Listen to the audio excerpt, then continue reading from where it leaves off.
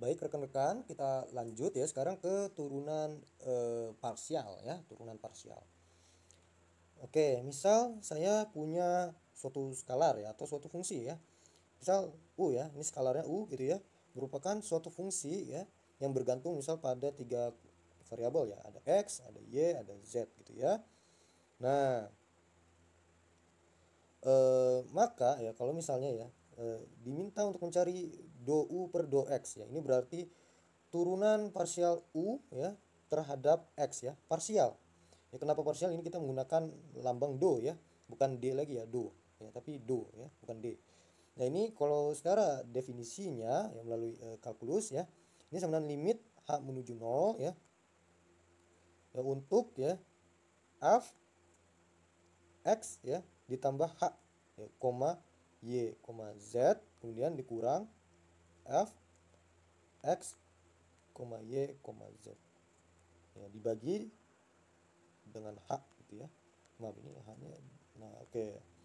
Nah, perhatikan di sini ketika kita turunkan parsial terhadap x, maka variabel lainnya ya, saya beri warna lain ya, y dan z-nya ini tetap. Sedangkan x-nya ya, ini yang tadinya x ya, ini x akhir gitu ya. Maaf, x awal ya. Ini menjadi x akhirnya x ditambah h ya. Berarti ada perubahan x-nya. Sedangkan y sama z-nya tetap ya. Nah, saya buatkan contoh saja. Misal u-nya sama dengan x kuadrat dikali y kuadrat dikali z kuadrat ya, seperti itu ya. Nah, berarti kalau misal ditanya do u ya, misal di sini per do y gitu ya. Berarti kan kita turunkan terhadap y ya. Turunkan parsial terhadap y. Berarti variabel x dan z-nya kita anggap sebagai tetapan ya. Nah, berarti ini do per do y ya, dari x kuadrat kali y kuadrat kali z kuadrat. Nah, maksudnya tetapan seperti apa? Nah, coba aku mau tanya dulu ya. Kalau misalnya d per dx ya dari 2x. Nah, x di sini adalah variabel. 2 di sini adalah tetapan atau konstanta. Nah, akhirnya ya 2 ini bisa langsung dikeluarkan dari turunannya. Jadi 2 dikali dx per dx ya. Berarti hasilnya 2 dikali 1 ya sama 2. Gitu ya. Nah, sama di sini juga. Karena x sama y-nya dianggap tetapan, maka kita bisa keluarkan dari turunannya ya. Jadi x kuadrat z kuadrat ya.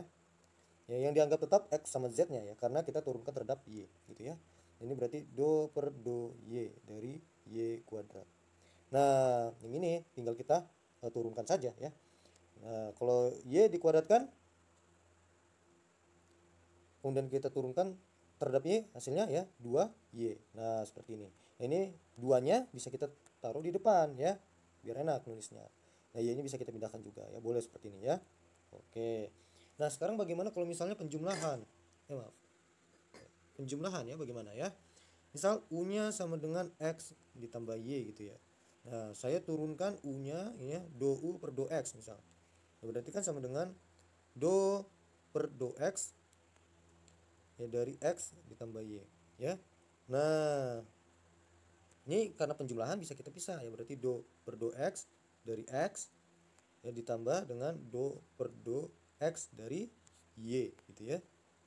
Nah, sekarang kalau saya tanya ya, d per dx dari 2 tadi gitu ya.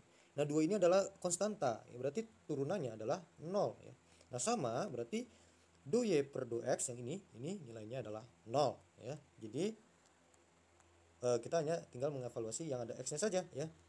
Nah, ini sama saja seperti dx per dx ya, hasilnya 1 gitu ya. 1 tambah 0 ya, ini berarti 1 gitu ya.